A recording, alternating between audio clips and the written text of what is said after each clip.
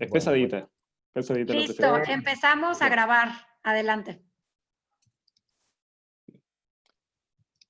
Hola a todos, buenas tardes, un gusto saludarles, un gusto darles la bienvenida a esta tercera conferencia organizada por FLASIC, perteneciente al ciclo de ponencias titulado como Tardes de Simulación en tiempos de pandemia. Así que esta tercera ronda de exposiciones se titula Experiencias en simulación in situ en tiempos de COVID-19. Y es que particularmente la simulación in situ se ha visto profundamente afectada a raíz de la pandemia. Ante el gran desafío de mantener activa dicha metodología, surge una gran cantidad de dudas que hacen necesaria la implementación de un espacio en el cual podamos compartir vivencias, experiencias, inquietudes asociadas a la temática en cuestión. Así que eso es justamente lo que vamos a realizar el día de hoy. Ese es el objetivo de esta ponencia. Así que, a su vez, tengo el gusto de comentarles que contamos con 3 ponentes quienes amablemente van a compartir sus conocimientos sobre el tema. Ellos son la doctora Carla Rumiche, de Perú, la doctora Karen Abró, de Brasil, y el doctor Juan Basallo, de Argentina. Así que, antes de comenzar, para poder sacarle el mayor provecho a esta actividad, voy a darle una serie de recomendaciones. En primer lugar, en el chat, a través del chat, o bueno, al final, mejor dicho, de la ponencia, del ciclo de ponencias, al cerrar, a hacer el cierre de la ventana, van a encontrar una encuesta. Dicha encuesta es muy importante que la realicen porque es la manera de garantizar que a su correo sea enviado el certificado correspondiente a esta conferencia. En segundo lugar, cuando realicen sus intervenciones, traten de realizarlas no tanto a través del chat, sino a través de una aplicación que vamos a utilizar, que es una aplicación que va a facilitar este proceso. Se llama Mural y vamos a utilizarla compartiendo un link a través del chat, un link en el cual van a poder acceder al mural y va a haber un mural para cada ponente. Entonces, en este sentido, le voy a pedir a Iván Guglielmi, por favor, si nos puede explicar un poco más en qué consiste esta aplicación. Hola, gracias Guillermo, gracias a todos los participantes de esta charla de FLASIC. Como bien dice Guillermo, vamos a utilizar una plataforma que se llama Mural, en la cual ustedes lo único que tienen que hacer es ingresar al link que yo voy a colgar mientras cada ponente esté presentando. Ustedes pueden ir utilizando esa plataforma para colocar todas las preguntas, dudas y todo lo que quieran hacer. ¿Por qué utilizamos el mural? Porque el mural nos permite visualizar de manera global todas las preguntas que aparecen o todas las inquietudes que ustedes tengan frente a la exposición de cada ponente. El chat no lo dejamos para preguntas porque se pierden, ¿no es cierto? Como van aumentando las preguntas, se van perdiendo. En el mural tenemos una visualización completa. Me gustaría mostrarles cómo funciona el mural. Yo voy a compartir mi pantalla para que ustedes lo puedan ver. Esta es la presentación del mural. Entonces, ¿cómo funciona el mural? Ustedes lo único que tienen que hacer es doble clic en la pantalla y se va a abrir automáticamente una ventana tipo post, ¿ya? Donde ustedes pueden escribir sus preguntas. ¿Ya? Por cada presentación, como dice Guillermo, se va a abrir un mural y pueden ingresar las preguntas que ustedes deseen. Lo único que tienen que hacer es hacer doble clic en el mural y escribir en el mural.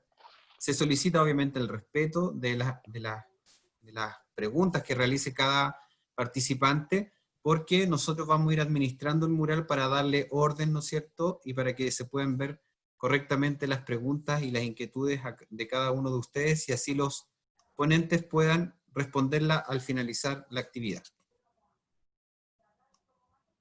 Perfecto.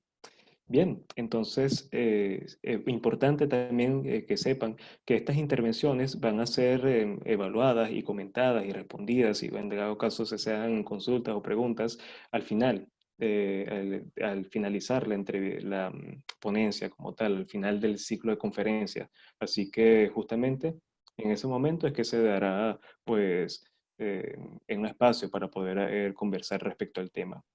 Ahora bien, Sin más preámbulos, permítanme entonces presentarles a la primera ponente del día de hoy. Ella es la doctora Carla María Rumiche Zapata.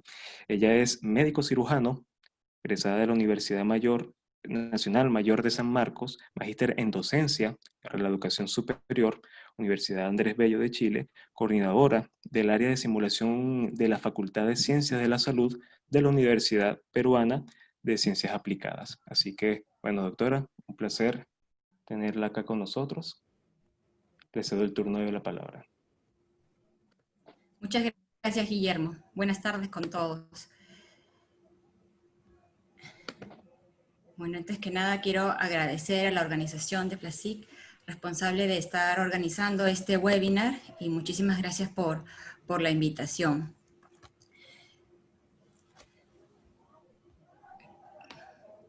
Quiero confirmar si están viendo mi pantalla con claridad. Sí, doctora. Gracias. Muchas gracias. Bueno, UPC es una universidad privada en Lima, Perú, y como todos ya sabemos, lamentablemente en Perú la situación está bastante caótica. Afortunadamente ya estamos bajando en el número de contagios y también de fallecidos.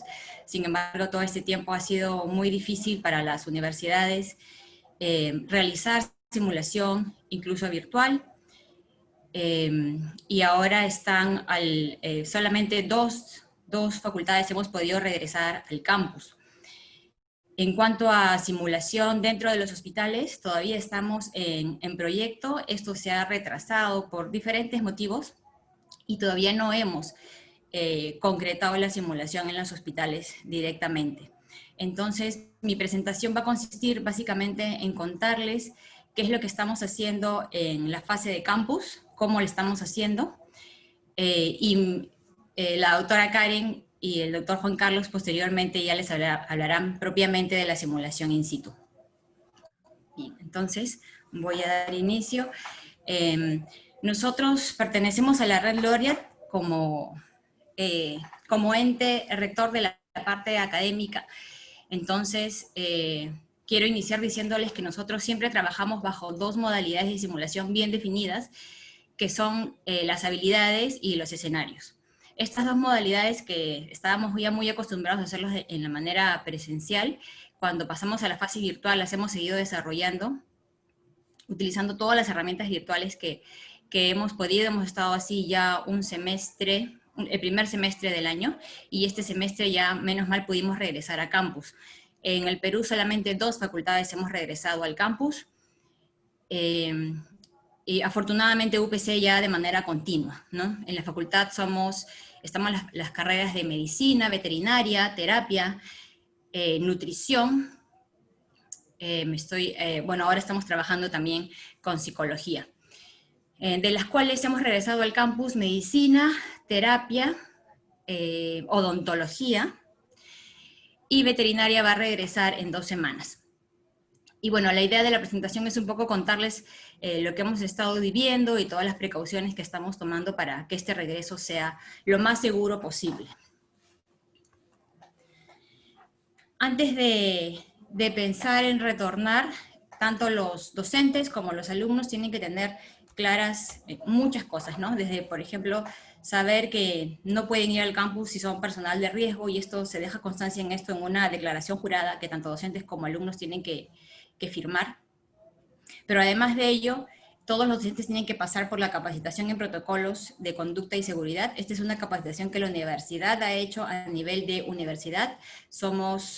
Aparte de las carreras de ciencias de la salud, hay 3 carreras más que también están regresando a la parte presencial. Entonces, es una instrucción que se imparte prácticamente semanalmente, y donde van ingresando todos los docentes antes de venir al campus. Una vez que se ha certificado que ellos han escuchado la capacitación, es como un check y recién pueden pasar al tema de la prueba COVID. Es necesario salir negativo. Lamentablemente en Perú no tenemos mucha disponibilidad de pruebas moleculares. Ese es otro gran problema, o una de las grandes causas por las cuales estamos como estamos, lamentablemente aquí en Perú. Entonces estamos haciendo la prueba serológica, tiene que salir negativo ambas inmunoglobulinas para poder ir al campus, y una vez que tenemos estos 2 checks ya podemos, el trabajador, el docente, docentes, técnicos, pacientes estandarizados, pasan por estos 3 pasos y terminan instalando en su celular el aplicativo Health Track, y todos los días tenemos que hacer el triaje, ¿no? Para ver si estamos aptos o no para ir al campus. En caso de que uno reportara síntomas, la aplicación sola ya te va diciendo que no puedes ir, o que ya si sale rojo, el médico ocupacional se comunica con uno y se hace un plan para ver qué es lo que está pasando con el trabajador y si necesita aislamiento, cuántos días, etcétera, ¿no? Cuándo va a ser su retorno. En cuanto a los estudiantes, tienen que pasar una capacitación previa, no solo en el protocolo de conducta que se sigue en el campus, sino también un protocolo durante el traslado de la casa al campus, ¿no? Entonces tienen toda una serie de indicaciones de cómo tienen que salir de casa, cómo van a hacer el traslado a través de la ciudad, si vienen en transporte público, en carro particular, si vienen en bicicleta, si vienen caminando. Cada uno tiene una serie de indicaciones. Luego están los protocolos de cómo se van a comportar aquí en el campus. Tienen otro que es solamente de uso de EPP, y en el tiempo en que estábamos, bueno, para los internos se hizo también uno de un protocolo de reutilización. Acá los EPPs estuvieron muy escasos, entonces en el caso de los internos tienen uno adicional que es de cómo ellos podrían reutilizar sus EPPs.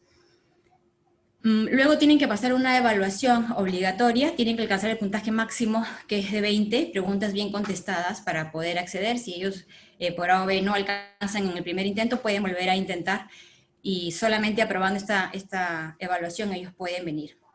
Y una cosa que es muy importante, también tienen que firmar el consentimiento informado al retorno al campus. Hay alumnos que a última hora, viendo lo que ya estaban haciendo los compañeros, querían firmar el consentimiento, pero no se puede de un momento a otro, hay plazos para todo, y entonces hasta que no esté ese consentimiento firmado, ningún alumno puede pisar el campus. Solamente firmando ese consentimiento y con la lista en la puerta, el alumno puede ingresar al campus. El ingreso no es libre para nadie, ni para docentes ni para alumnos, solamente tienes que estar en una lista que diariamente se actualiza para poder realizar las actividades que están previstas para cada día.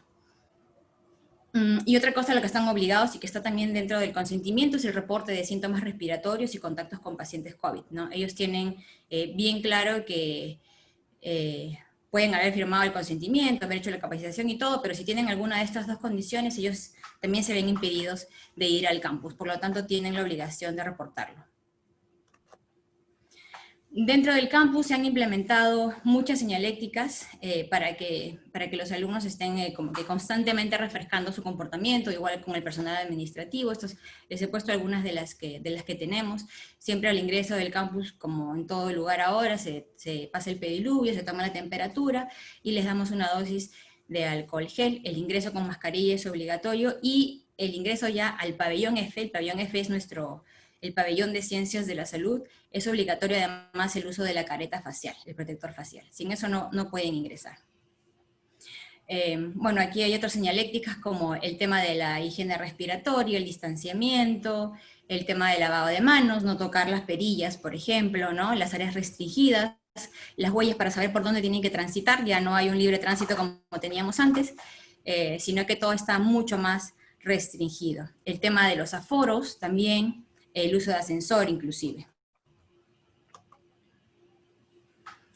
Y bien, bueno, este retorno al campus nos obligó a hacer una reestructuración. Afortunadamente tuvimos una remodelación en el verano, cuando todavía no habían visto de que se iba a dar la cuarentena por tanto tiempo. En verano se hizo una remodelación con otros proyectos, con miras a otros proyectos, pero gracias a esa remodelación ahora disponemos de más salas de simulación, y por fortuna, como los cursos que se pueden mantener totalmente online ya no van a campus, esas salas han quedado vacías, y esas salas ahora tienen la disposición, como estas salas de observación, que en la foto de la derecha pueden ver esa sala con 6 mesas grandes. En verdad se pueden partir en 2 mesas pequeñas. Todas están equipadas con 2 lavatorios, todas tienen ventilación tanto artificial como ventilación natural, que es lo que ahora estamos usando. La circulación del aire y la iluminación es buena. Entonces ahora hemos incrementado de 3 salas de habilidades que teníamos 4, perdón, de 4 salas de habilidades ahora tenemos 10 salas de habilidades. Tenemos las salas de observación para hacer los escenarios que en verdad casi no las estamos usando. Y las 6 salas clínicas, ¿no? Como trauma shock, sala de partos, intermedios, hospitalización, etc. Los consultorios no los estamos usando porque ningún consultorio de los que tenemos tiene ventilación natural. Todo es con ventilación artificial. Y por más que el pabellón tiene recambio de aire, el sistema de recambio de aire, preferimos no utilizarlos. Entonces estamos haciendo en los otros ambientes clínicos. Otro cambio que tuvimos que hacer es, bueno, con la remodelación vinieron los lavatorios en todos los ambientes y hemos colocado además dispensadores de alcohol y gel en todas las puertas de los salones. Estos dispensadores están en los pasillos para que los alumnos tengan más a disposición. Incluso en cada mesa de trabajo les colocamos un dispensador de alcohol gel. En verdad preferimos pecar por exceso que por defecto. El alumno tiene que conocer cuál es el flujo que va a tener y cuáles son los pasos que tiene que seguir, ¿no? Al inicio, por ejemplo, antes el alumno entraba nomás al pabellón, ahora es recibido por 2 técnicos, recibe una dosis de alcohol gel y además se le dice específicamente a qué salón debe ir. Entonces el alumno solo debe acercarse, debe ir directamente al salón. Si tuviera algunas cosas, puede guardarlas en el casillero, pero sabe directamente a qué salón ir y nadie puede estar en los pasillos, ¿no? El aforo que tenemos, gracias a que tenemos más espacios, ahorita estamos manejando salones de 8 alumnos, en el punto máximo 13, cuando en realidad el aforo del salón es de 40, entonces podemos estar bastante distanciados. Y hemos dispuesto los horarios solamente mañana o solamente tarde para los alumnos. Ningún alumno se queda a almorzar, ningún alumno puede usar ni la cafetería, las salas de reuniones, ni la biblioteca, todo eso está cerrado. El alumno va a su clase, entra y con la misma sale una vez que termina la clase y se retira. Solamente los docentes están permitidos de almorzar allí en el campus, en la cafetería y respetando los protocolos y el distanciamiento para almorzar. En las fotos lo que ven, bueno, es cómo se les recibe y el distanciamiento que les hacemos guardar. En caso de que lleguen varios, tienen que esperar su turno para saber a qué salón tienen que ir. La limpieza de superficie es otra cosa que hemos tenido que hacer mucho énfasis. Los casilleros que usan se han limitado solamente a un piso para no usar los 4 pisos que tiene el pabellón. Entonces, todo un piso sirve para eso y son los casilleros limpiados en cada cambio de turno. Las mesas, en cambio, que usan los alumnos dentro de los salones son limpiadas por el personal de limpieza en cada cambio de rotación. Eso quiere decir que más o menos son limpiadas cada 45 minutos. La reestructuración de las actividades creo que es un punto clave porque es súper importante que traigamos al campus solamente aquello que es necesario y que no se puede hacer en la casa, ¿no? Por ejemplo, el tema de los exámenes físicos lo están haciendo con sus familiares, están filmando sus videos, están haciendo sus transmisiones, etc. Pero, por ejemplo, los procedimientos es algo que ellos no podrían hacer en casa. Entonces, eso sí, son actividades que tenemos que hacer aquí. Por ejemplo, ahí está el tema del hisopado, toracocentesis, el tema de la suturometría, están intubando en la otra foto. Entonces, la mayoría de procedimientos les hemos dado prioridad para ser realizados en el centro, y los escenarios, que es importantísimo también que los realicen de manera presencial, en el sentido que puedan ellos demostrar tanto la actitud como la habilidad para hacer los procedimientos que se requieren en cada uno de ellos, ¿no? Entonces, en las fotos ustedes están viendo algunos de los escenarios que llevamos a cabo, y esta es cómo luce ahora una sala de observación.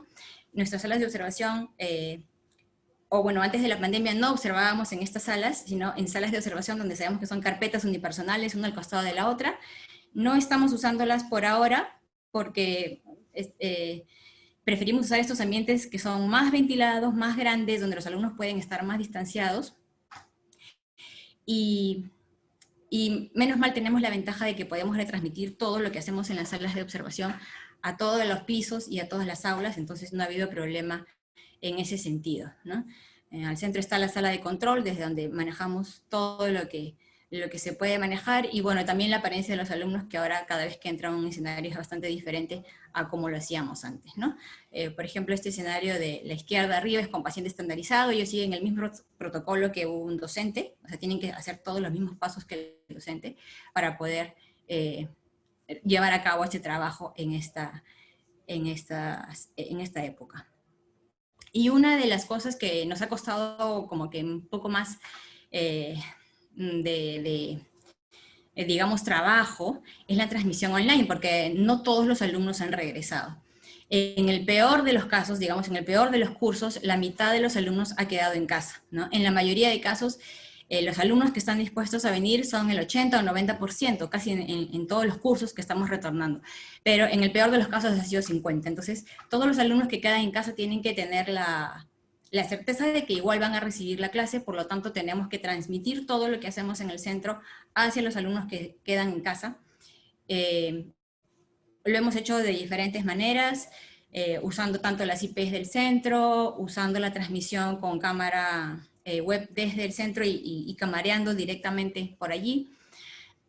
El internet ha sido también, a veces nos causa problemas, pero menos mal solicitando la ampliación de la banda ancha en los días, según cronograma, hemos podido salvar ese problema, ¿no?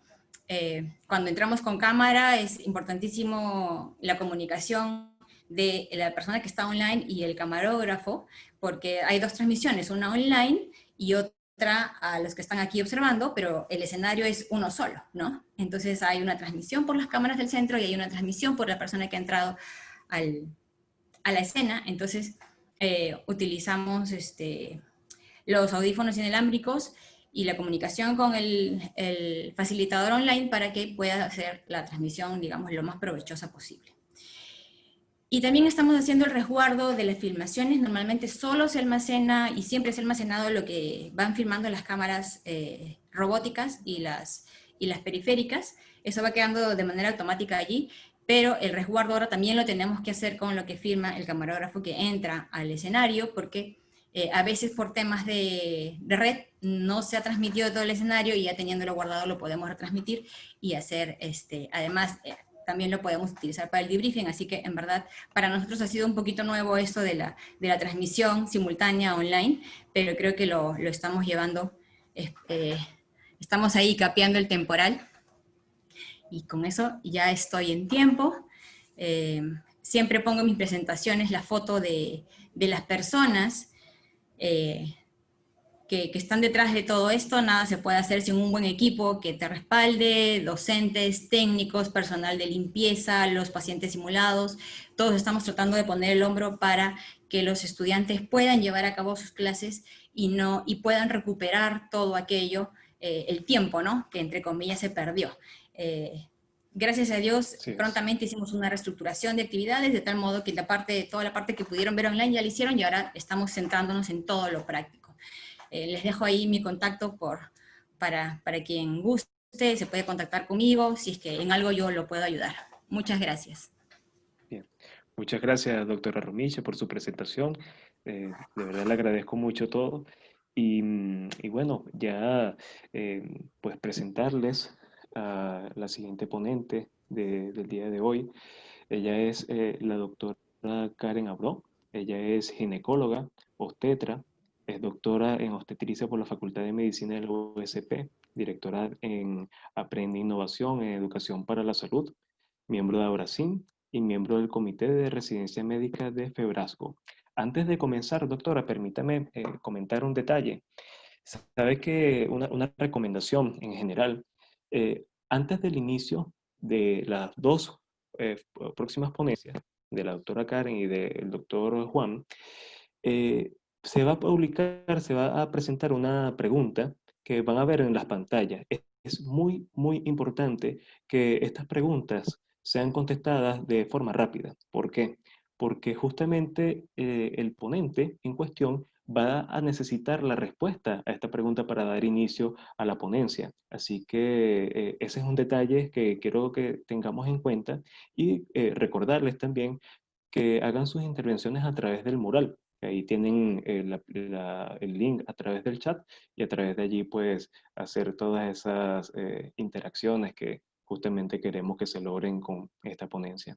Así que pedirles por favor si pueden colocar la encuesta correspondiente a la doctora Karen.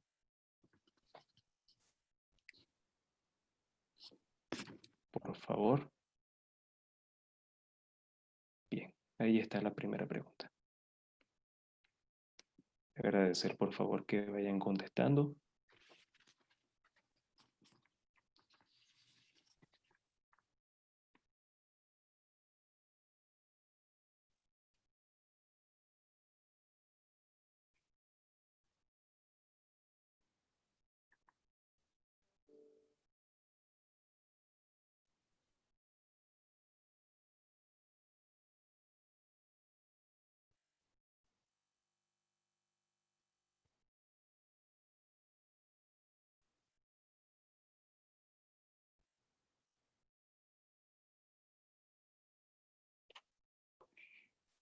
Federico, si pones iniciar votación para que la gente pueda votar y mientras está presentando la presentación. Y están votando, ¿eh? Ah, bueno.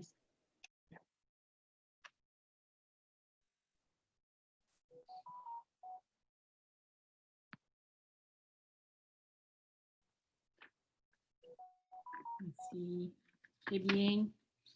Ahora ya veo acá los resultados. Muy bien. Bien, pues me gustaría iniciar agradeciendo a la FLASIC por la oportunidad de participar en esta conferencia, de aprender de nuestros compañeros, compartir estas experiencias. También empiezo aclarando que yo no hablo español, es un portuñol como la mayoría de los brasileños, ¿no? Entonces sí, ya me disculpo de antemano, ¿ok? Yo hoy trabajo para una empresa de consultoría en educación en salud y para una universidad que se ubica en Sorocaba, que es una ciudad en el interior de São Paulo, del estado de São Paulo, acá en Brasil, que se llama Facens. Mira, yo quería empezar esta presentación regresando en el tiempo a febrero de 2020. Nosotros acá en Brasil, celebrando bien felices a carnaval, yo y mi hijo acá. Y es verdad que no estábamos bien sabiendo lo que iba a pasar en unos pocos días acá en Brasil, ¿verdad? Y en menos de un mes, ¿qué pasó? Esta pandemia llegó y nos encontró desprevenidos, ¿no? Nos enfrentamos a retiro de profesionales con experiencia porque eran de grupos de riesgo, una cantidad enorme de nuevas camas abiertas en hospitales, camas que se fueron reubicadas para tratamiento de la COVID, la abertura de nuevos hospitales de campaña y con esto la necesidad de contratar nuevos profesionales o de reubicar profesionales y muchas veces personas que no tenían mucha experiencia con síndromes respiratorios o con cuidados intensivos. Y esto resultó que muy rápido teníamos a mayoría de los equipos de salud involucrados con la atención a COVID tensos y agotados. Las personas que trabajan con simulación rápidamente se dieron cuenta de que la metodología sí tenía un gran impacto en la preparación de estos equipos, pero lo que pasaba, muchos centros de simulación que estaban vinculados con universidades estaban cerrados porque el gobierno suspendió las clases presenciales, ¿no? En algunas situaciones incluso está prohibido de abrir el espacio físico de la universidad. Entonces, si querías hacer un entrenamiento para alguien en este centro, tenías que ir al juez, pedir una autorización especial, ¿no? Dificultad de contratar nuevos instructores. Entonces, una necesidad mayor de educación, pero no había la cantidad de personas preparadas con la metodología, suficientes y preparadas con la metodología de simulación, ¿no? Preocupación con la seguridad de los equipos en este tipo de actividades, cómo vamos a garantizar que estas personas van a estar seguras para hacer estos entrenamientos. Y no había en principio tantos protocolos de organización y de seguridad direccionados a actividades con la COVID, ¿no? Todos abrumados con las actividades del día con día, profesores que tenían que migrar sus clases para en línea, esto toma mucho tiempo y estaba todo mucho confuso, ¿no? Pero claro, se empezó a aclarar que la simulación in situ iba a ser una solución muy importante acá, ¿no? Una simulación que tiene lugar en el mismo entorno de trabajo físico de estos equipos, que está involucrando a quien trabaja ahí, que involucra equipos auténticos, o sea, las personas que van a trabajar en su rol real con las otras personas que están en el día con día trabajando allí. Y hay sí muchas modalidades, algunas que no utilizamos durante la pandemia, como por ejemplo utilizar actores, estamos nos restringiendo a simulación con maniquís durante estas actividades y también porque se prestan bastante a los escenarios que deseamos hacer con ellos. Y claro, se puede tener diferentes niveles de fidelidad, que sean programados o sorpresa y todo. ¿Qué ventajas y qué desventajas en general tenemos con la simulación in situ? Y después voy a hablar un poco de lo que pasó específico en nuestro caso, ¿no? Una de las ventajas es aprender de su propio entorno de trabajo con los procesos que pasan ahí de verdad, las cosas que suceden en el día con día, la fidelidad del medio ambiente. No necesita hacer este desplazamiento para el centro de simulación, cómo las personas ya conocen este entorno más rápido de hacer el briefing, no tiene que explicar tanto, ahorras espacio y recursos del centro de simulación. Y hay un potencial muy grande para la cuestión de simulación diagnóstica, que nos permite revelar errores sistémicos, amenazas potenciales en el ambiente y en los procesos de los hospitales y de los servicios de salud, ¿no? Es más fácil de hacer, diseñar casos que sean significativos, ¿no? Podemos entrenar en nuevos protocolos, que es lo que era exactamente lo que estábamos necesitando en específico para que las equipos pudieran trabajar mejor, ¿no? Pero también tenemos siempre, para cualquier simulación in situ, no solo en tiempos de COVID, algunas desventajas que no exactamente desventajas, las veo mucho más como desafíos, ¿no? Es muy fácil de tener interrupciones o cancelar porque las personas tienen que ver otras cosas, ¿no? Si está con un tiempo protegido, si va al centro de simulación, esto no va a pasar. Pero si está ahí en el mismo ambiente donde trabaja, es posible que alguien venga y diga, no, ahora no podemos hacer, vamos a hacer algo que es urgente o más importante, ¿no? Es posible que algunas funciones adicionales no estén disponibles, como por ejemplo los sistemas de video para hacer el video debriefing. Es más común, claro que hay hoy muchos sistemas móviles para hacerlo, pero ni todos lo tienen, ¿verdad? La disponibilidad de espacio, por ejemplo, acá, ¿cómo vamos a hacer si las unidades de terapia intensiva están llenas de pacientes? ¿Dónde vamos a poner estos maniquíes y hacer la simulación, ¿no? Cómo establecer la hora de establecer los escenarios, el tiempo, porque si las personas tienen su trabajo, hacemos en el mismo tiempo del trabajo rápidamente o hacemos en otro día y tienen que ir al hospital solo para hacer esto, ¿no? Algunas veces los instructores pueden estar menos capacitados, pero ni siempre. Tenemos sí muchas personas muy capacitadas también haciendo parte de los equipos profesionales, ¿no? ¿Y cómo hacemos uso de medicaciones placebos y cosas simuladas? Tenemos que tener mucho cuidado para que estas cosas no resten en el espacio después que se termina la simulación por el riesgo de que el paciente sea tratado con el placebo después, ¿no? O el opuesto, si no utilizamos placebos, el riesgo de utilizar equipos reales, suministros reales y desperdiciarlos, ¿verdad? Bueno, ¿qué pasó con nosotros en Sorocaba en específico? En el primer paso, organizamos en el centro de simulación de la universidad algunos videos educativos sobre el manejo de la vía aérea en pacientes con COVID, uso correcto de los equipos de protección personal, uso de la caja de protección o la caja de intubación, parámetros de ventilación mecánica, y estos videos se pusieron a disposición de los profesionales del Departamento de Salud Municipal, ¿no? Este fue el inicio del trabajo. Incluso los equipos que participaron para la grabación de los videos eran equipos también del Departamento de Salud Municipal para que los protocolos estén bien acuerdo a los del Departamento de Salud, ¿no?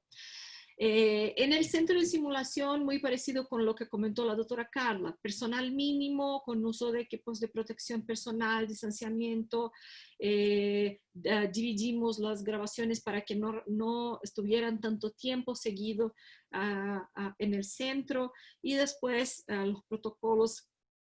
Hicimos una cuarentena de los equipos porque sí vinieron personas que estaban trabajando en una terapia intensiva a utilizar los equipos del centro. Entonces, además de la desinfección, también se hizo una cuarentena de los simuladores por un tiempo. En el siguiente paso, empezamos a preparar el equipo del hospital de campaña. El hospital de campaña de esta ciudad cuenta con un equipo de 80 profesionales entre médicos, enfermeros y técnicos de enfermería. Este hospital no existía, se construyó, se adaptó en un gimnasio, ¿no? Entonces la idea fue empezar el entrenamiento antes de que el hospital de campaña empezara sus actividades. En verdad que el entrenamiento ocurrió por la primera vez 2 días antes del inicio de las actividades, ¿no? Los objetivos del entrenamiento eran de revisar los principales protocolos, reconocer el espacio y los riesgos y amenazas de este ambiente, diagnosticando problemas antes que las actividades comenzaran, homogeneizar esta conducta del equipo porque eran personas que no trabajaban juntas antes, personas que fueran llamadas de diferentes espacios para formar este equipo del hospital de campaña. Y también reducir el estrés del equipo. Este equipo en específico estaba formado por muchos profesionales que no tenían experiencia en terapia intensiva. Estaban trabajando con medicina interna, pero no en terapia intensiva. Este hospital no era un hospital de terapia intensiva, la idea era el primer hospital de atendimiento o estabilización, y después, si era un caso muy grave, iba también para los otros hospitales de la ciudad, ¿no? Este es el hospital de campaña donde hicimos el entrenamiento. Acá uno de los boxes donde organizamos el escenario con un maniquí de media para alta fidelidad, ¿no? Y el equipo que hizo el entrenamiento de instructores. En la primera etapa de este entrenamiento presencial se hizo 2 entrenamientos de habilidades. Uno de ponerse los equipos de protección personal y uno de técnicas de ventilación del paciente con la COVID o de dispositivos de intubación, manejo de vías aéreas. Entonces, esta primera parte fue de entrenamiento de habilidades. De los 80 profesionales dividimos en 8 grupos de 10 personas, haciendo una distribución homogénea de médicos, enfermeros y técnicos de enfermería.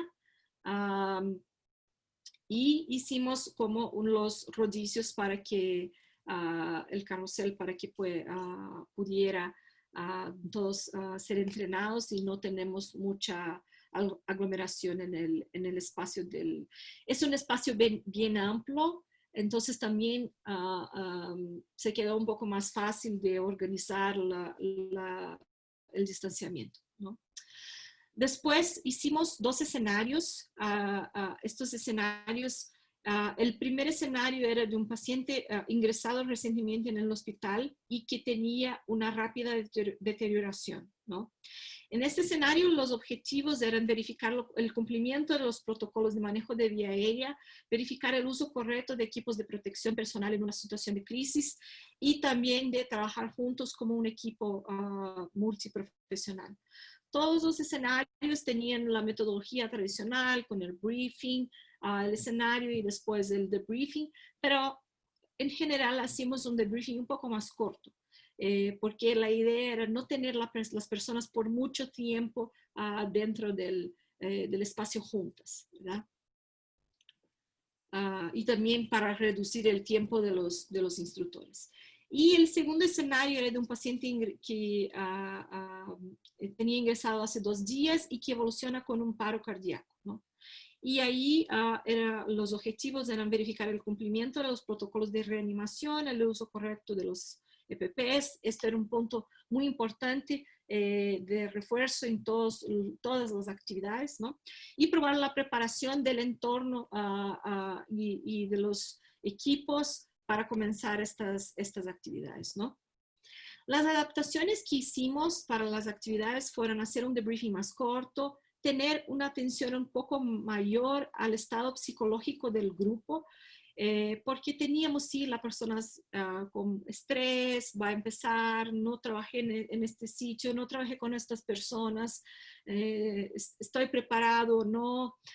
Y los grupos un poco más pequeños, entonces los grupos tenían 10 personas, ¿no?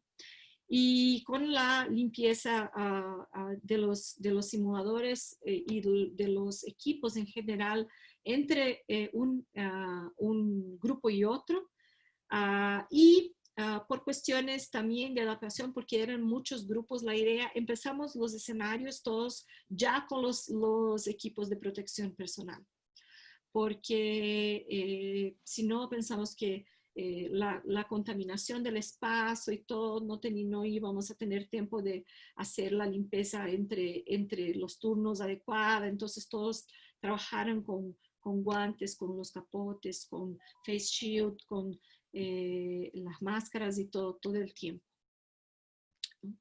Y también, además de este trabajo con los escenarios y con una cosa un poco más específica del protocolo completo, de una visión más completa del paciente, tuvimos también una experiencia en el Instituto de Corazón de Brasil, del doctor Sergio Timerman, que me gustaría compartir acá, y de su equipo, que son del Laboratorio de Entrenamiento de Emergencia.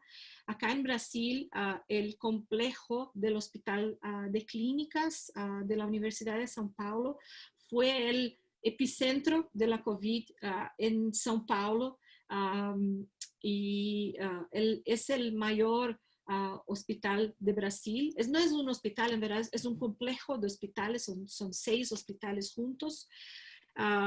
Y fue dedicado en los primeros meses a la COVID, ¿no?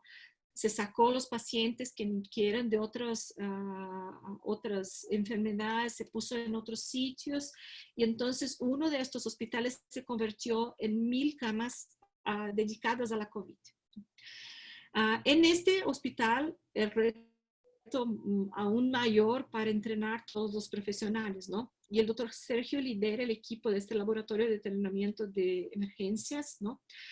Y acá ellos hicieron una experiencia adaptada del RQI, Resuscitation Quality Improvement, de American Heart Association, ¿no? Y que hace este entrenamiento de dosis baja y alta frecuencia con los CARTs que se van a las enfermerías, a los espacios, y se hace este entrenamiento rápido,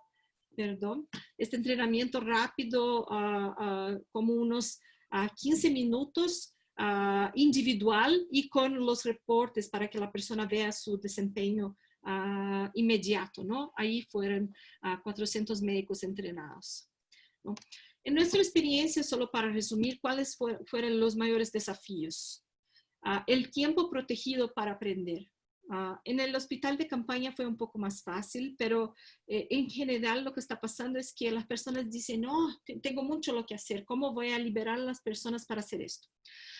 Tener esto como prioridad, el entrenamiento como prioridad por parte del liderazgo de los hospitales, ¿no? Garantizar, claro, la bioseguridad, hacer estos entrenamientos todos con los equipos de protección personal, que no es confortable, el transporte de simuladores ahí y el entrenamiento de instructores. Y las mayores victorias a nosotros fueron la reducción del estrés y de este sentimiento, crear este sentimiento de, ok, yo sé cómo hacer, yo estoy preparado, ¿no? Esta creación de un sentido de equipo, porque algunas veces las personas no se conocían, ¿no? Y también la detección de problemas, en especial en estos hospitales de campaña que se están construyendo y que empiezan las actividades de un día para otro, ¿verdad?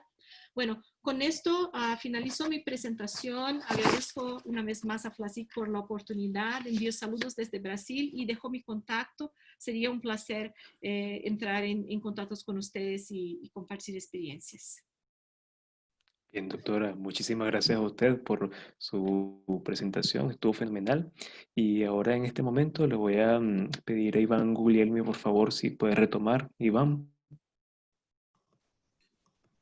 Gracias, Guillermo. Continuando con las presentaciones, las excelentes presentaciones de ambas doctoras, ahora le dejamos, previo a la presentación del doctor Juan Carlos Vasallo, la pregunta detonante para que ustedes la puedan responder al iniciar, ¿no es cierto?, la actividad que viene a continuación. La pueden responder de forma inmediata. Y así yo presento al doctor que expone a continuación y puede dar respuesta a la pregunta que colocamos en pantalla.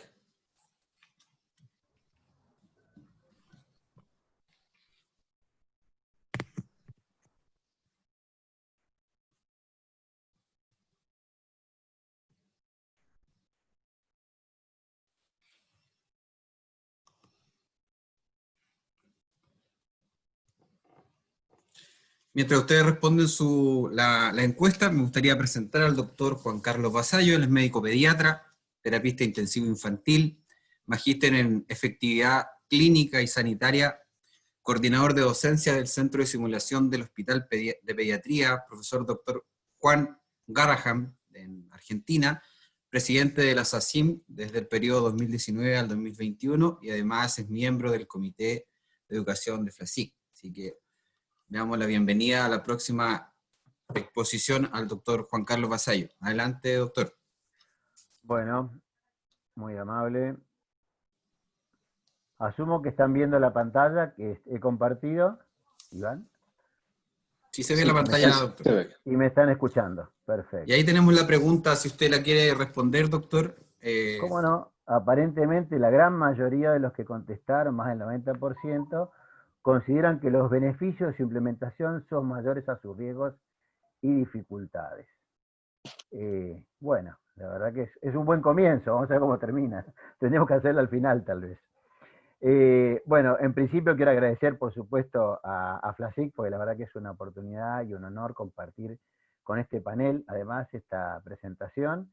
Y bueno, y claramente para mí es mucho más fácil hablar después de Karen, porque la verdad que explicó casi todo, con lo cual para mí va a ser más sencillo, porque sin duda muchos de los problemas que ha tenido en la implementación de las actividades in situ son comunes en todos lados.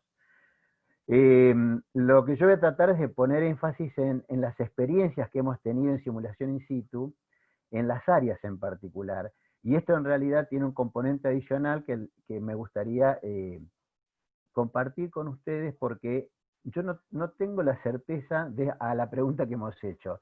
Y me parece que es una pregunta muy abierta, y todos los que hacemos simulación y trabajamos en esta actividad, creo que tenemos esa sensación dual que nos parece que es importante, que puede ser útil para los equipos, pero también supone un montón de desafíos y de riesgos que vale la pena por lo menos tener en cuenta al empezar o al continuar. Así que, si les parece, podemos, esto, le voy a sacar la respuesta.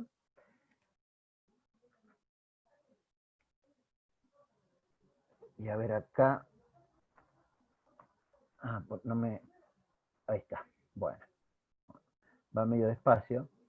Bueno, claramente las definiciones han sido muy bien explicadas previamente, así que está claro que esto se hace en los lugares reales con los profesionales reales, lo cual da una enorme ventaja, pero también un riesgo de que las actividades de simulación que uno genera estén distorsionadas por la falta de experiencia, la sensación de que el error es un problema, o que se debe sancionar, o a veces la falta de confidencialidad en los escenarios. Esto quita la seguridad con la cual la gente se puede desempeñar. Pero sin duda que el balance sigue siendo muy a favor.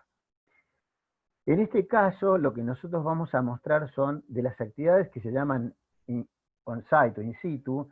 Hay algunas que se realizan en las propias instituciones, como es el caso del Hospital Garrahan, que tiene en un hospital un centro de simulación. Pero nosotros vamos a hablar de dos situaciones diferentes, que nosotros en el contexto de la pandemia por COVID reformulamos.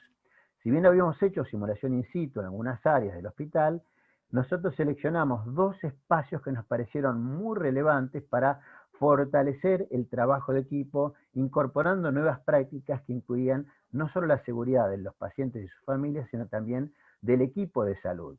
Y en este contexto se generó un centro satélite del centro de simulación en la unidad de cuidados intensivos, y después se realizaron simulaciones in situ en la sala de emergencias del hospital. Eran anunciadas, obviamente eran preparadas, no eran no anunciadas, y estas dos experiencias son las que me gustaría compartir con ustedes. Básicamente, lo que nosotros tenemos acá son un detalle de aquellos fundamentos que le dan el marco teórico a las actividades de simulación in situ. Y en rojo, lo que nos gustaría compartir con ustedes son aquellas circunstancias que eran particularmente diferentes en el contexto de pandemia por COVID. Escenarios clínicos poco frecuentes, donde había que generar en la colocación y el control de equipos de protección personal previo a la atención, o de alto riesgo, donde el riesgo que estaba presente no era solo del paciente, sino también el riesgo de contagio de aquellas personas del equipo de salud que no tuvieran una protección adecuada. Las brechas de la competencia entre lo que se esperaba que supiera el equipo de salud, porque la carga cognitiva por ejemplo, de colocarse equipo de protección personal es tan alta que claramente generaba brechas o diferencias entre lo que se debía hacer y lo que se hacía. El método para identificar problemas latentes, especialmente los errores comunes, la falta de información o que fuera accesible, o finalmente la presencia de padres que también debían ser considerados dentro de la evaluación de riesgo para protegerlos a ellos mismos del contagio. Y finalmente, probar la seguridad de un servicio o de una técnica antes de su habitación o uso, como la intubación con las boxes o el uso del nylon, o nuevas estrategias para el traslado que realmente requerían, ni hablar de eventos de reanimación o de soporte vital, que requerían algunas prácticas diferentes y que requieren una preparación para que se realizaran en el momento oportuno de la manera adecuada. Obviamente que hablamos de que no hay reemplazos, ni de cesta, ni planificación adicional en los equipos de salud, pero en los equipos, en las áreas donde el personal del centro de simulación participó, hubo todo esto. Hubo que hacer horas adicionales, planificaciones adicionales y reemplazos adicionales, que puso mucha atención durante los meses del inicio de la pandemia. Y finalmente la dificultad de acceder a todos los turnos, como ya se entiende. Con respecto a los desafíos adicionales, el problema técnico, que no sea el control de infección, sino de reducir el riesgo de contagio durante la realización del entrenamiento. Era inaceptable para nosotros, para el servicio y para el hospital, que durante el entrenamiento las participantes sufrieran un contagio que pusiera en riesgo y además limitara la fuerza laboral del hospital en situaciones complejas. Y la demora en la atención, que esto no fue un gran problema porque inicialmente el hospital de pediatría donde nosotros trabajamos tuvo una reducción de la consulta porque por suerte la pandemia comprometió mucho menos a la población infantil en general y mucho menos de forma grave. Guillermo, vos si querés andá avisándome cómo andamos de tiempo, así voy viendo cómo... Guillermo o Iván, ¿quién es mi compañero acá? Cualquiera de los dos. Bueno. Yo, doctor, yo le aviso, Iván, no se preocupe. dale, tirame cada 5 minutos, así vamos viendo. Bueno, Ok. finalmente, la capacidad para identificar los nuevos problemas es algo en COVID que realmente fue muy importante. Se detectaron nuevos problemas en la simulación in situ. Se integró en las nuevas prácticas asistenciales de equipos multidisciplinarios de médicos, kinesiólogos, enfermeros, personal de limpieza, personal de seguridad. Y básicamente se combinó con una alta demanda asistencial, con menos personal porque había una reducción del personal por todas las razones que la doctora Karen expuso, y además muy preocupados no solo por la salud de sus pacientes, sino también por la propia seguridad. La metodología fue similar a las prácticas de simulación que conocemos y que también Karen comentó, y que básicamente tiene una estrategia que trata de garantizar la calidad de la simulación como objetivo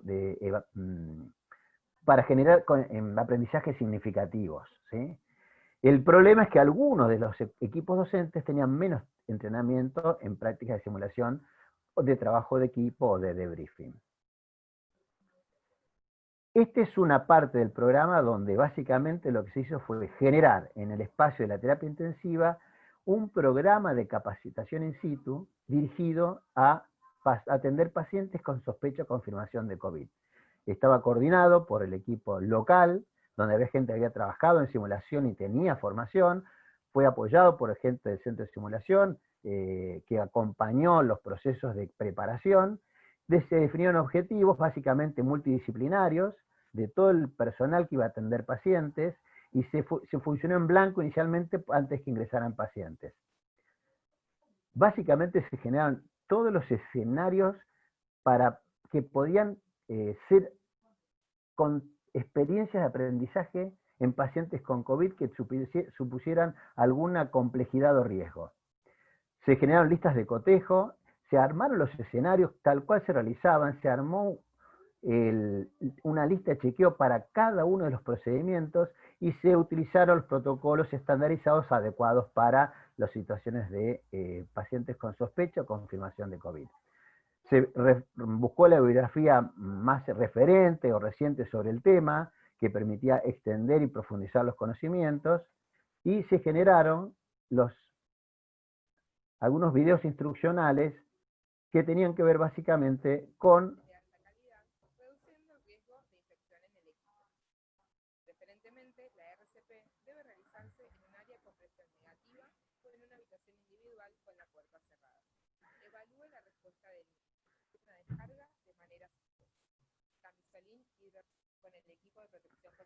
detalles de atención a los padres.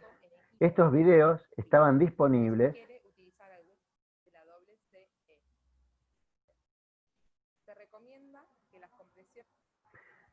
estos videos estaban disponibles en el campus junto con el resto del material, y donde todos los participantes podían mirar los videos, ver el material, leerlos y generar alguna lectura de autocomprensión con unas preguntas. Se armó un escenario como en la sala en donde se atendían pacientes que después fueron el lugar donde se atendieron los pacientes con COVID inicialmente, y ahí se generó un espacio con escenarios de alta fidelidad que se bajaron del centro de simulación y que por supuesto se entregaron en préstamo, firmando con sangre, porque si no los devolvían le íbamos a hacer un juicio, pero básicamente lo que nosotros pretendimos es que fuera lo más parecido posible a las situaciones que tuvieran que resolver con pacientes. Se utilizaron equipos de protección personal y las prácticas y los escenarios. Estoy filmando. Bueno, esto es muy importante, despejar la ruta, ¿sí?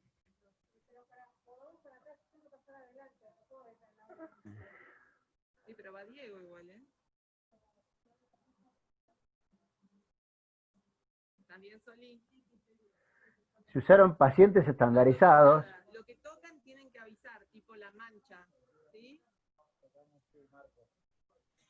Eso es importante. Atrás va seguridad a 2 metros y atrás va limpieza. como verán, los escenarios eran realmente lo más real posibles y permitían ajustar los componentes del aprendizaje, remarcando aquellos aspectos que eran infrecuentes, raros o que no se tenían habitualmente en cuenta cuando el paciente no era sospechoso o confirmado de COVID, ¿sí? Se hizo un relevamiento cuando finalizaron esta actividad y ya pasaron a atender pacientes, donde se les preguntó cuán cómodo se sintió durante el análisis reflexivo posterior a cada escenario, pensando que no todos los instructores tenían toda la capacitación o la preparación en un debriefing con buen juicio, y la gran mayoría estuvo muy de acuerdo en ese espacio de reflexión que se realizaba después de los aprendizajes. Otra cosa importante es que más del 70% de los que realizaron estas actividades asistieron pacientes en eventos críticos, y más del 95%, 28%, consideró que se hizo de manera adecuada el equipo de protección personal cuando se generaron procedimientos que producían aerosolización. Es decir, que esto, si bien es desde la perspectiva del usuario, nos permite tratar de identificar si ha tenido algún impacto en la protección del equipo de salud las intervenciones de capacitación. Se realizaron más de 400 capacitaciones en menos de 2 meses, 7 horas por día de lunes a viernes.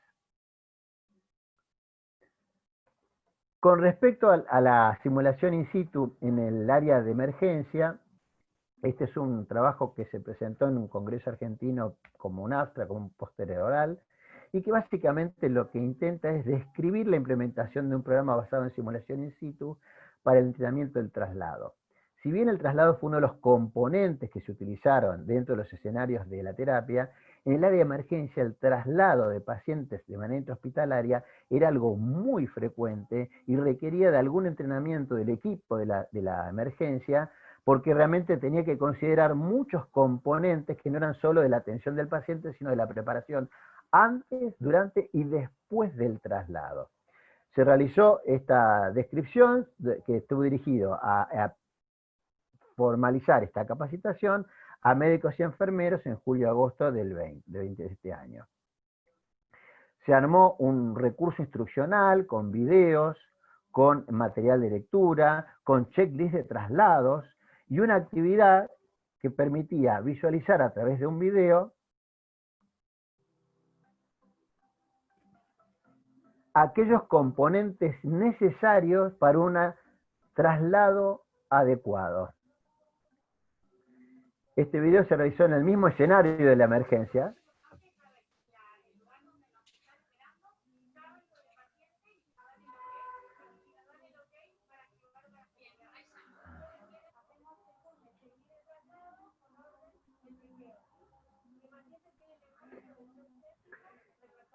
Se reforzó el uso de la lista de cotejo, que era algo que existía, pero acá se puso en valor porque con esta lista de cotejo lo que se trataba era de evitar errores por olvido o falta de entrenamiento en situaciones que requerían múltiples componentes de antes, de durante y después del traslado. Se incluyó en la presencia de padres que deberían considerarse también dentro de la evaluación del traslado, y en este caso se utilizaban muñecos, equipos, que no eran de alta fidelidad, pero que respondían adecuadamente a los requerimientos de realismo, ya que podían ser ventilados y tenían un monitor de alta complejidad.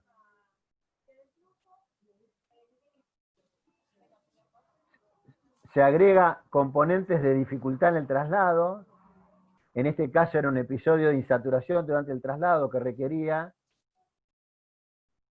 ser resuelto durante el traslado.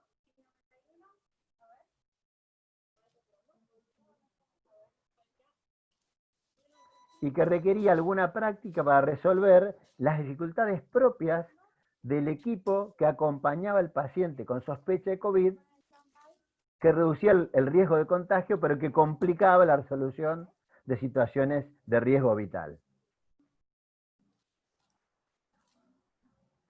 Y finalmente se implementó en todos los equipos de transporte del área de emergencia, médicos y enfermeros que se incluyeron en el equipo, de tal manera que pudieran practicar en el área de emergencia el traslado de un paciente teniendo en cuenta todos los componentes necesarios para asegurar la seguridad y calidad del mismo.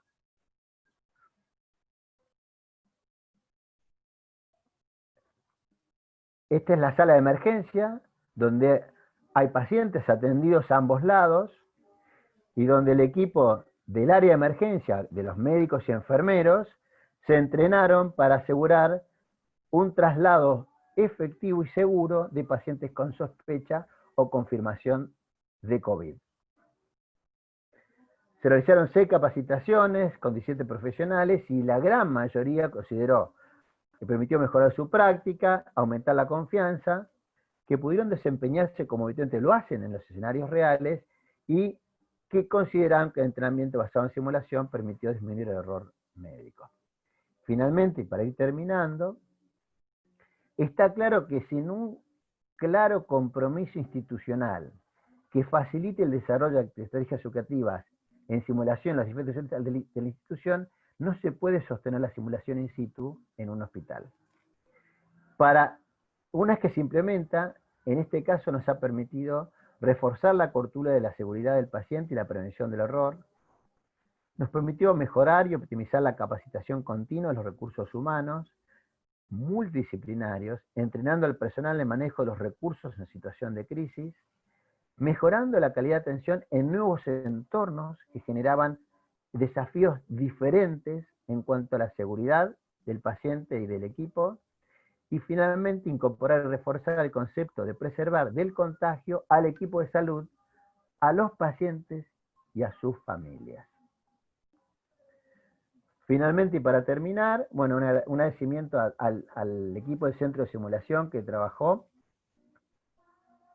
Y en esto tal vez es difícil de explicar que mucha gente, acá algunos se me sacó el barbijo, pero le dedicó muchas horas, mucho tiempo, en un esfuerzo que intentó brindar capacitación, porque había un objetivo que era que cuando el paciente llegara, los equipos estuvieran preparados. Y esto tiene un componente de racionalidad, pero también tiene un componente de conciencia del valor que tiene la capacitación en mejorar la atención de los pacientes a nuestro cargo. Para finalizar, como es viernes, este es parte del equipo que le dedicó casi 2 meses a entrenar, no solo en las áreas de simulación, sino a todo el personal en equipo y en eventos críticos, y que claramente están preparándose para el fin de semana.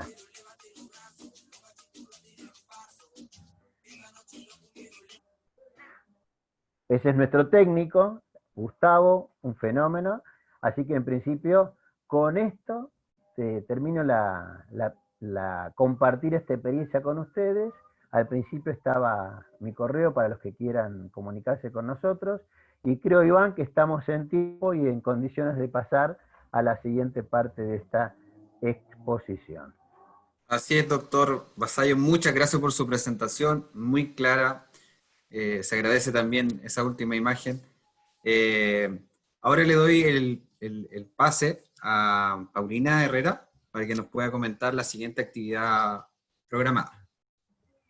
Muy bien, muchas gracias Iván, muchas gracias a cada uno de nuestros panelistas que nos compartió esta interesante información y ahora vamos a darle paso entonces a la resolución de las preguntas que ustedes amablemente estuvieron haciendo en el mural de cada uno de los panelistas. Entonces te agradecería, Iván, si podemos por favor colocar la imagen. Le agradezco a nuestros panelistas que estén atentos.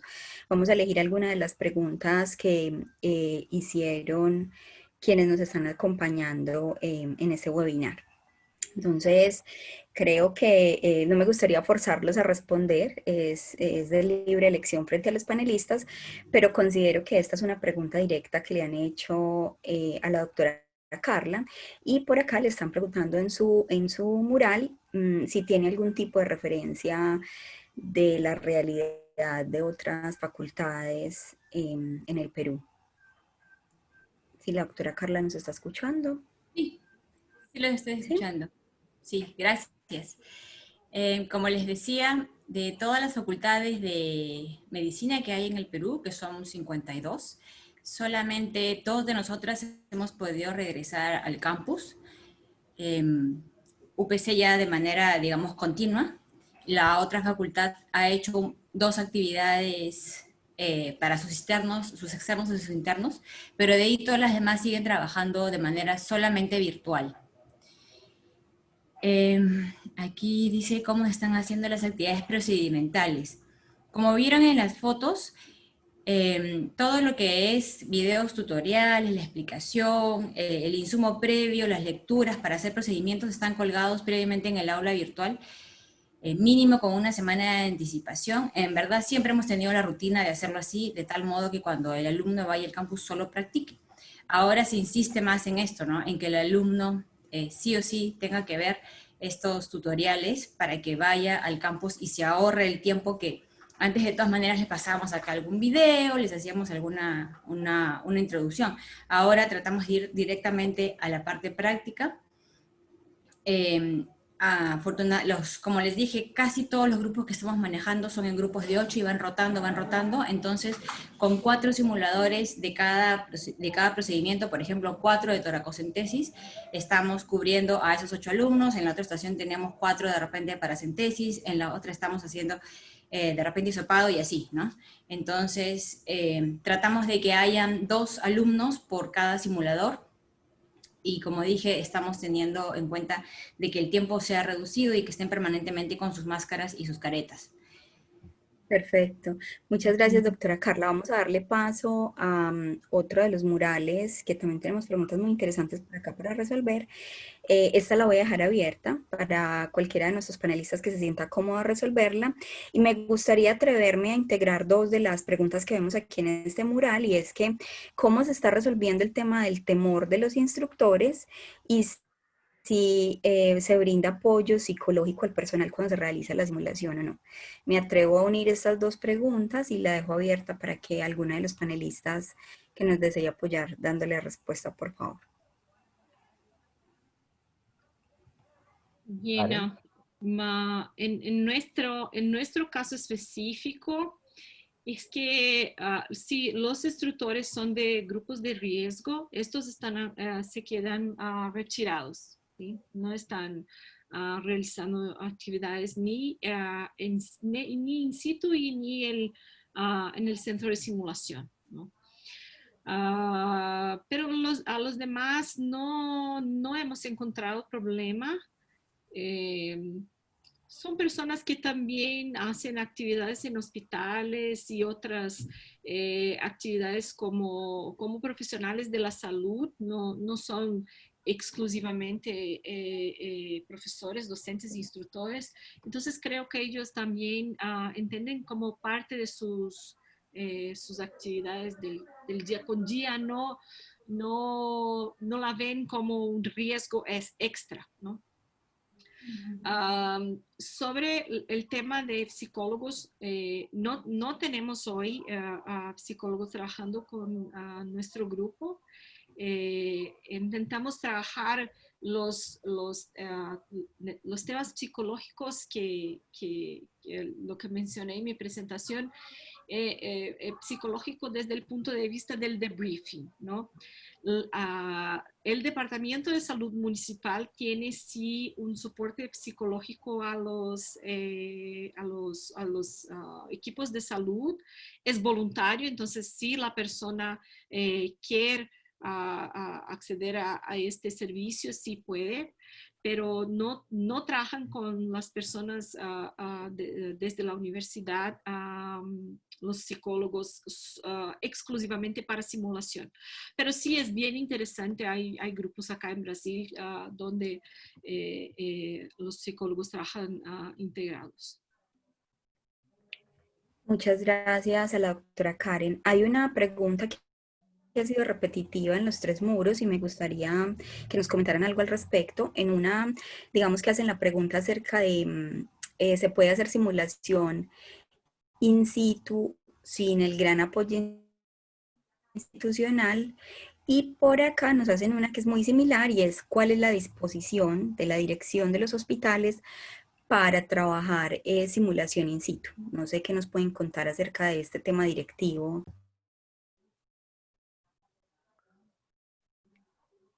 Y en realidad, por ejemplo, en nuestra experiencia, hemos tenido todo el apoyo de la institución, porque la verdad que ha permitido, en la medida en que se ha podido acordar y generar espacios de aprendizaje, toda la disposición y el apoyo para poder realizarlo.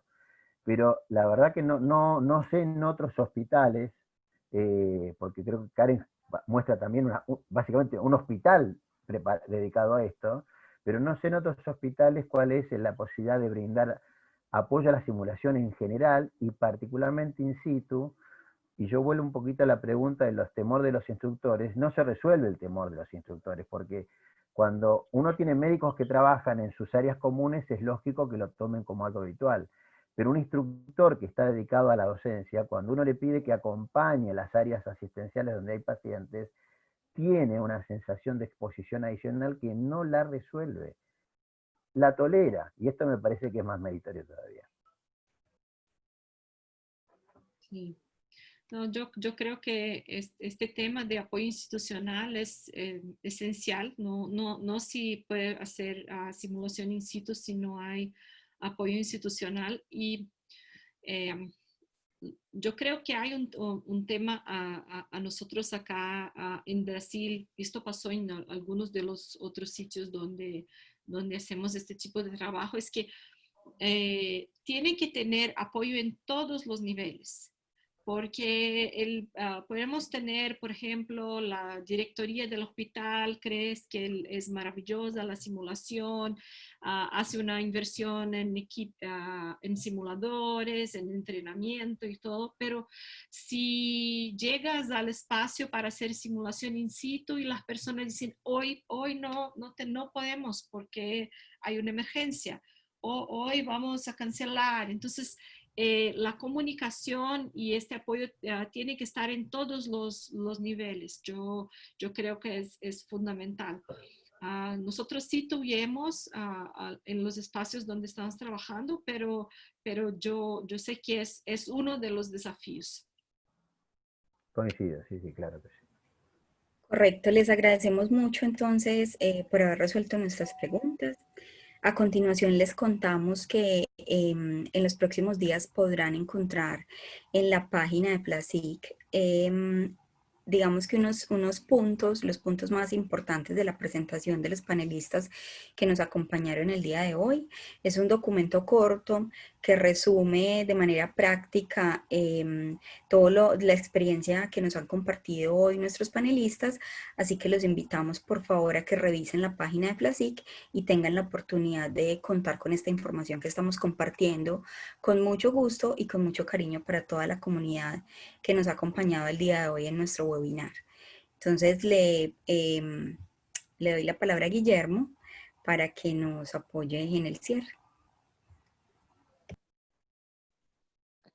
Bien, también pues recordarles que la fecha de las próximas ponencias, por lo menos la primera el 13 de noviembre, investigación en simulación clínica, y el cierre de ciclo de estas conferencias el 11 de diciembre del presente año. Así que eso sería todo por los momentos. Y en este particular, pues, Paulina, si tienes los tips, las recomendaciones en la presentación, por favor.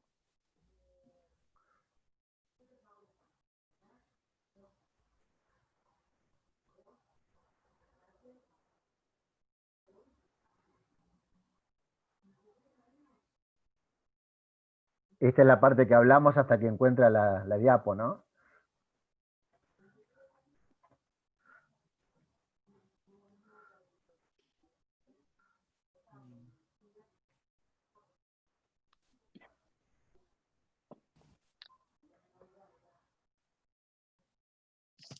Si puedes comentarlas, Paulina. ¿Están viendo ahí favor. mi presentación, Guillermo? Sí, yo puedo observar. Se ve muy bien, ¿eh? Perfecto. Entonces, como les estaba comentando, en la página web encontrarán las recomendaciones realizadas por los panelistas que nos estuvieron acompañando el día de hoy. Este documento acompañado de 6 puntos. El primero de los puntos habla del tema de los protocolos institucionales. Los protocolos institucionales deben ser documentos y actividades de capacitación que estén basados en la estrategia de simulación y en todo lo que tiene que ver con simulación in situ. El segundo punto es el tema de adecuación y está acompañado de todas las medidas bajo las que se deben adecuar los centros o los espacios donde vamos a hacer actividades in situ. El tercer punto es la priorización de COVID y es el tema de facilitar los espacios y adecuar los espacios, como el punto anterior, para de tal manera que nos permita desarrollar de manera segura todo lo que tiene que ver con el tema de simulación y sobre todo los escenarios que tenemos planteados realizar, que se hagan bajo todas las medidas de seguridad posibles y las más estrictas, como nos estaban comentando nuestros panelistas. El punto 4 es el tema de promocionar las actividades a distancia.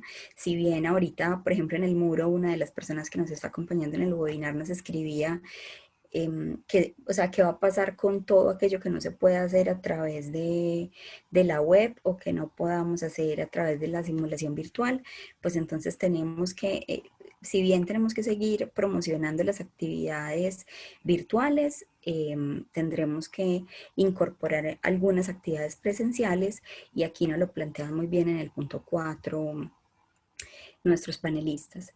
Nos hablan también en el punto 5 de anticipación y en este punto ellos nos dan una explicación de cada una de las medidas o de las situaciones en las que tendremos que prever si queremos hacer simulación in situ de manera segura, tanto para los profesionales como para los estudiantes que nos vayan a acompañar en estas actividades. Ya se van a dar cuenta que ellos ahí en el documento nos desglosan punto por punto y nos dan una explicación que va a facilitar y va a orientar nuestro proceso. Finalmente, hablamos de la planificación y nos especifican unos aspectos que son generales, que tiene que ver con los grupos focales, con los grupos locales, con los responsables de los procedimientos, con temas que son específicos en el proceso de enseñanza-aprendizaje que tienen que ver con la simulación directamente. Todo el tema de comunicación hace parte de las generalidades que nos hablan dentro de la planificación. Todas las personas que vayan a estar vinculadas en el proceso tienen que tener la información correcta de cuál es el punto de encuentro, cuáles actividades son las que se van a llevar a cabo, cuáles son las medidas de seguridad que estamos planificando y demás situaciones que debemos tener en cuenta. Entonces los invitamos por favor a que revisen el documento en la página, todos van a poder tener acceso a él y creo que tienen unos puntos muy interesantes para compartir con nosotros. Muchas gracias.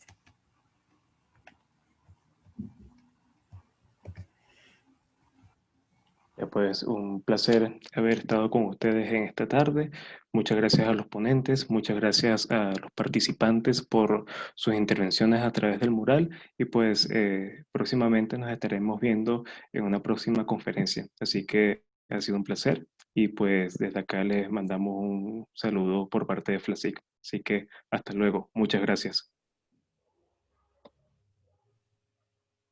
Hasta luego, muchas gracias.